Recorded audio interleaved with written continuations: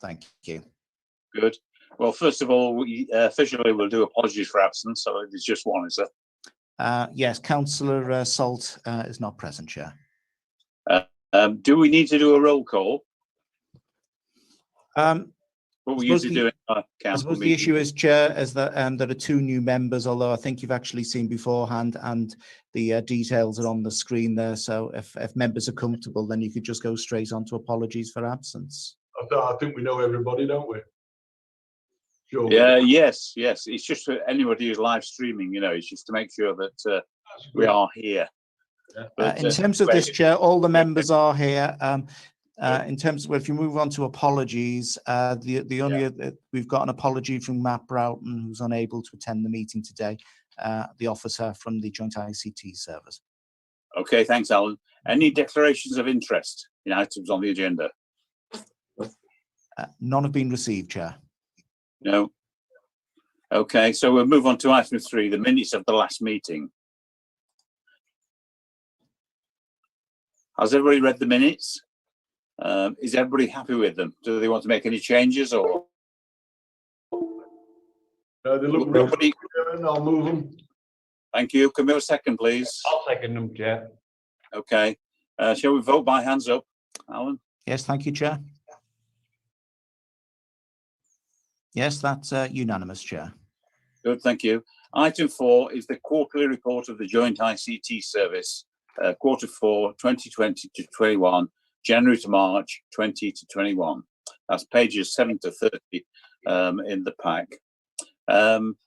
Would you have to give us your report now, please, Nikki? Yeah. Hello, welcome everybody.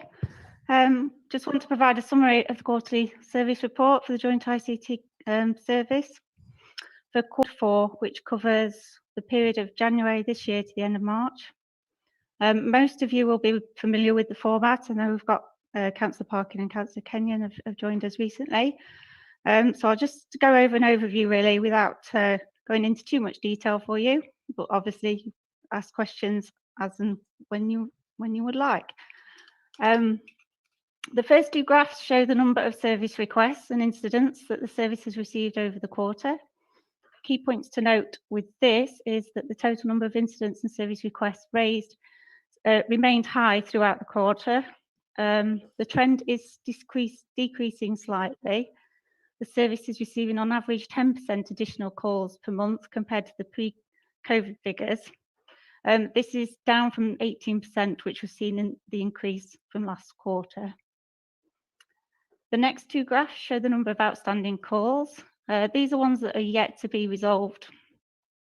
Key points to note on this is that the total number of outstanding calls has remained consistently high over the past 3 months, with January seeing the highest. Some focus has been put on resolving outstanding calls to bring this back down to levels, but the levels are still remain high. The majority of the outstanding calls are service requests rather than incidents, so they're sort of more lengthy requests rather than incidents that we're having to action. Due to continually high numbers of calls since the COVID outbreak, it's likely to take some time to reduce the outstanding call list to the pre-COVID levels. And as predicted, this is impacting the SLA in some way. This is as older calls get resolved, there will be an increase in percentages of calls which will fail the SLA. The next graph shows the first key performance indicator. It shows the number of incidents or service requests that are closed within the target time. As anticipated, there were some breaches to the SLA seen in February due to the increased workloads and the impact of resolving outstanding calls. However, there was no breaches in January and March. The 2 breaches in February saw that Bolsover was just under by 3% at the target and North East at 10%. The SLA target for first-time fixed resolutions was exceeded throughout the quarter. Moving on to outages section, this is where we report on major outages, which we class as priority 1, which has an impact on staff from across the authority, such as a network outage, or priority 2 incidents, which impacts multiple users of a department, for example, the finance application going down. We had 2 priority 1 incidents, one in January, which was a short internet outage of less than 2 hours, and one in March, which was a telephony issue at Bolsover. We diagnose each of these incidents, we make recommendations and implement any actions to prevent future outages or to improve our response to these outages. On to projects. Joint ICT project time is still high over the last quarter, as all authorities are facing similar challenges. For example, work on security improvements and upgrades to major systems is done on all three authorities. The percentage time spent on projects was on average above the 35% target during Q4. The full project register can be seen in Appendix 2, and I have highlighted a summary of some of the major projects on the quarterly service report.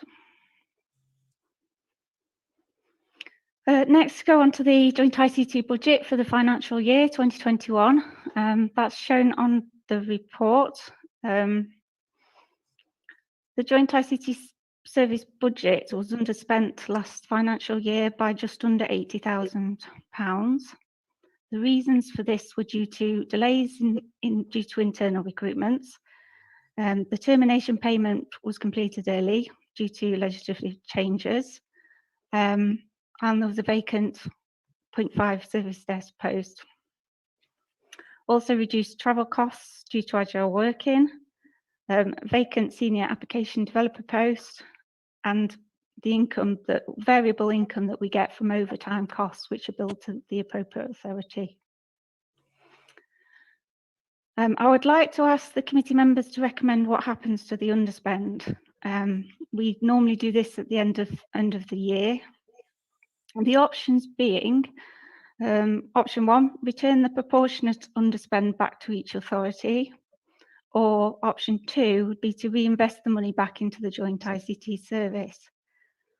The percentages and amounts this equates to for each authority are shown on the report. So, for instance, for North East, it's 36,000, just over 36,000. For Bolsover, it's just over 26,000, and for Derbyshire Dells, it's just over 16,000.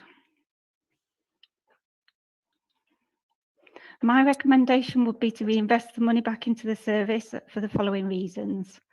To assist with the Microsoft 365 project rollout.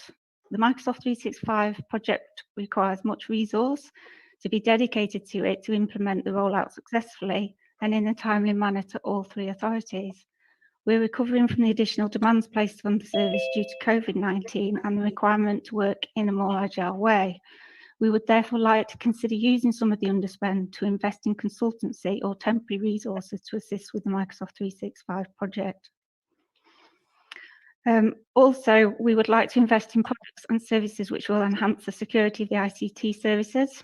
Cybersecurity is an ever-increasing threat to local authorities. The resources required to manage these threats is increasing, and with new ways of working rapidly introduced since COVID lockdown, the service would like to look to invest in new products or services to enhance the security platform and, where possible, reduce officer resources to administer these products.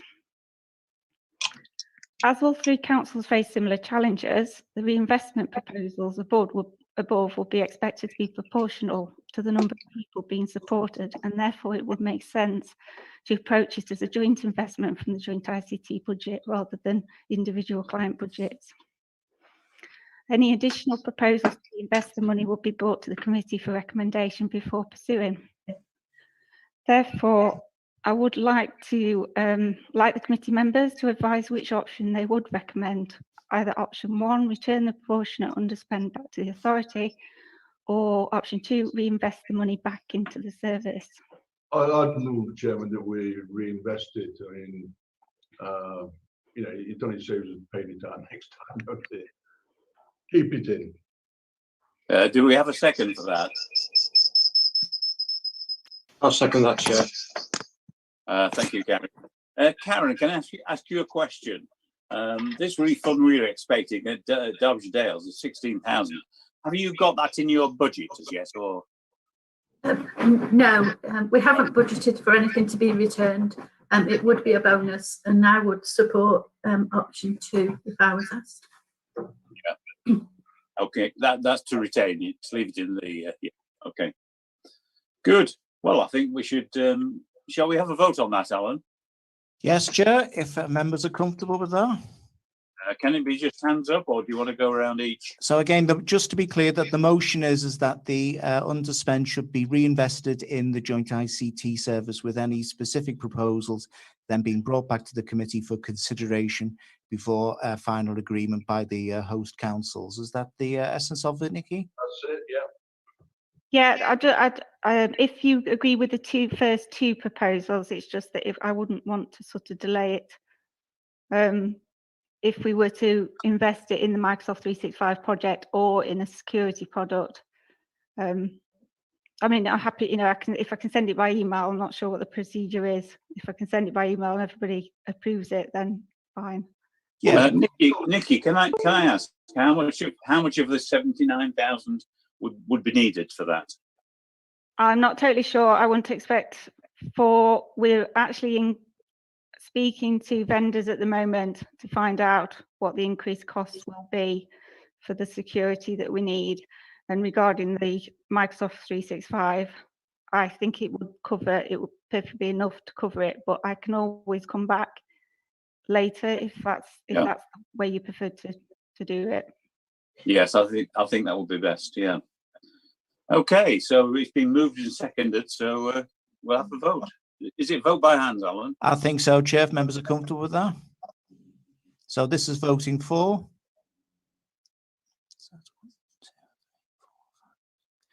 That is unanimous, Chair.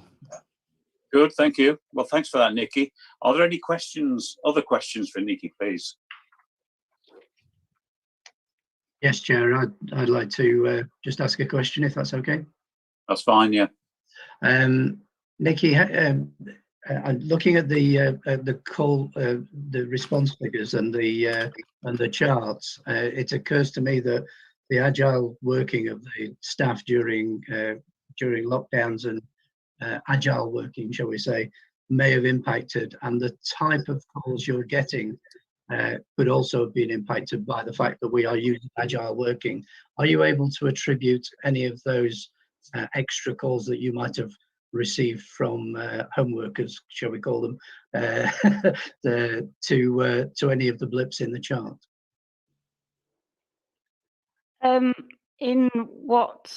In relation to what? I'm not quite sure which blips are you referring to? Okay, so the February rise in particular, the rise in calls then.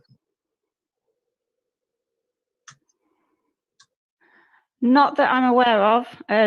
We have to scrutinise it quite often when we look at the rising calls, and we don't normally see a pattern relating to anything specific. As far as I'm aware, there was nothing specific that was rolled out differently at that period of time. Yeah, in many ways, that's a relief, Nikki. Mm-hmm. Thank you. Gary, I see you've got your hand up. Have you got a question? I was going to move it, but Steve beat me to it. Yeah. Okay. I can't see any other hands up. Are there any more questions for Nikki? No, doesn't seem so. Good. Well, thanks very much for that, Nikki. Thank very you. interesting and very full report. I've just got a couple more bits to go through, if that's okay. Sorry, Chair.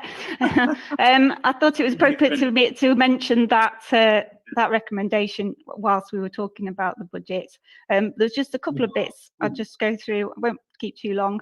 Cost saving plan, nothing's changed on there. We've got a couple of things. So North East, we can reduce the cost through SIP, moving from the more expensive ISDN to the SIP lines for the telephony.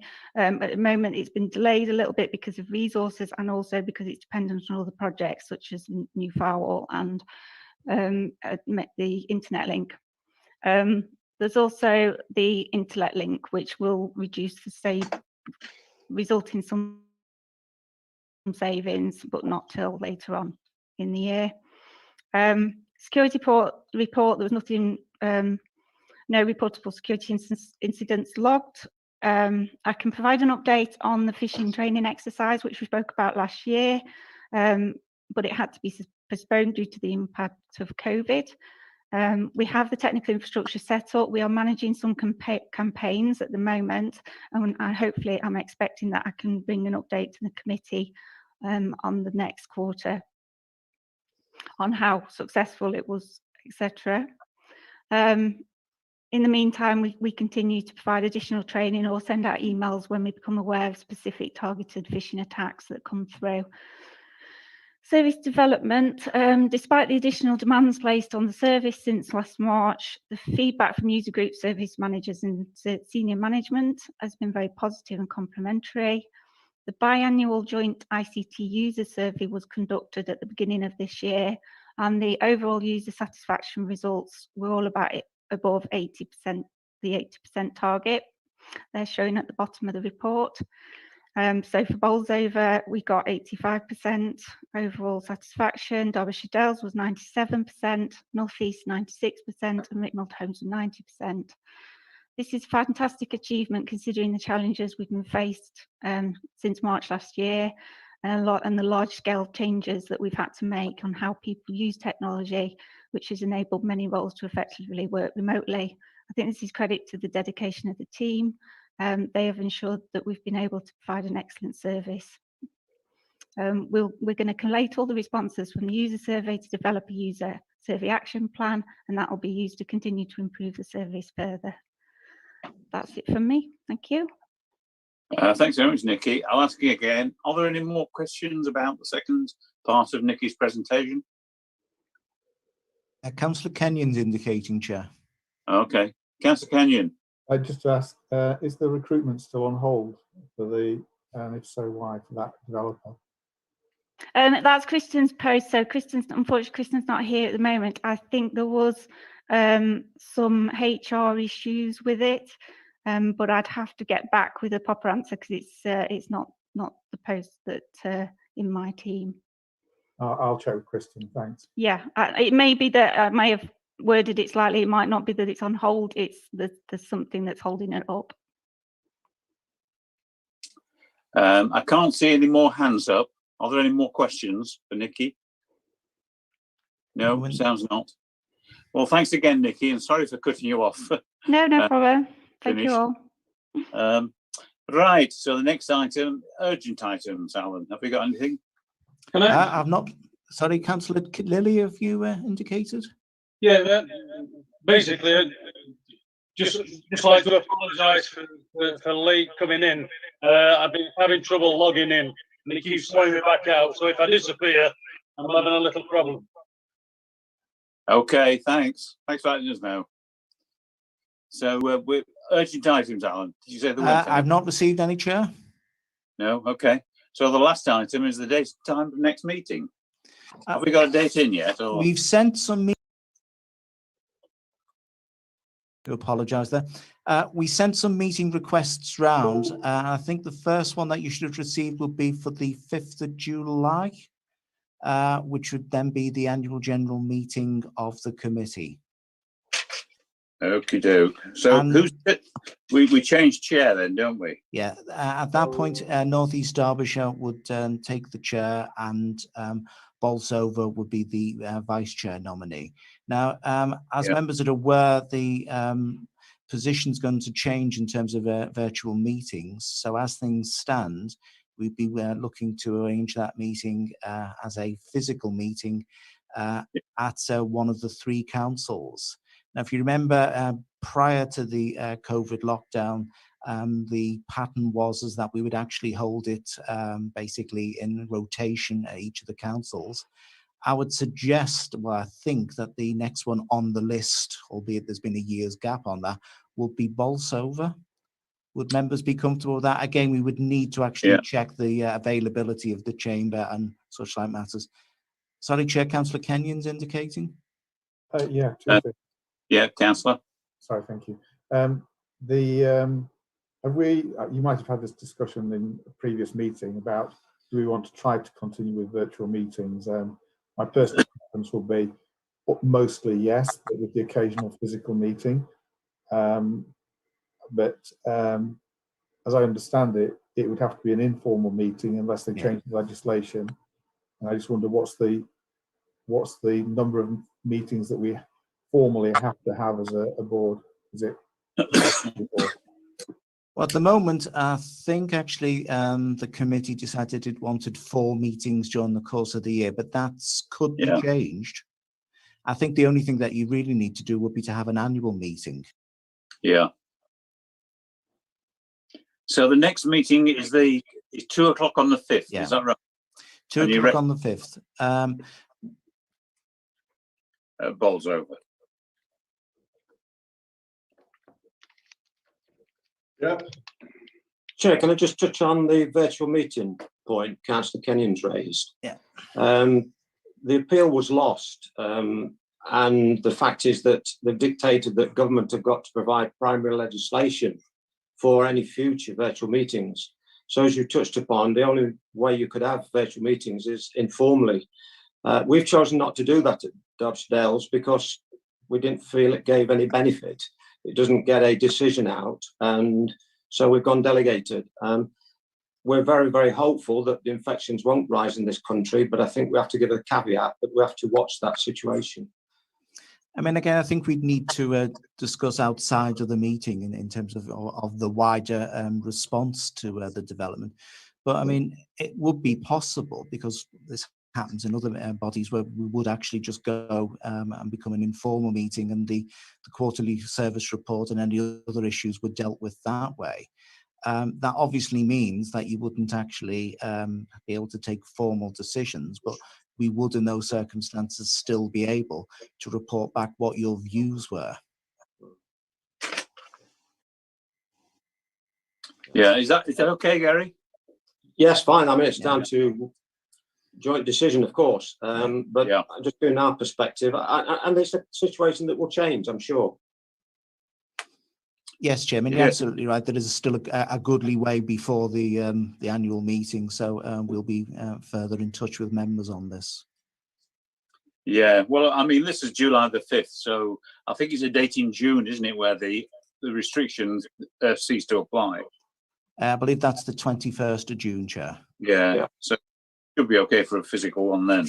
But Chair, Councillor Lilly is trying to catch attention. Councillor Lilly is trying to catch attention. Councillor Lilly, would you like to speak?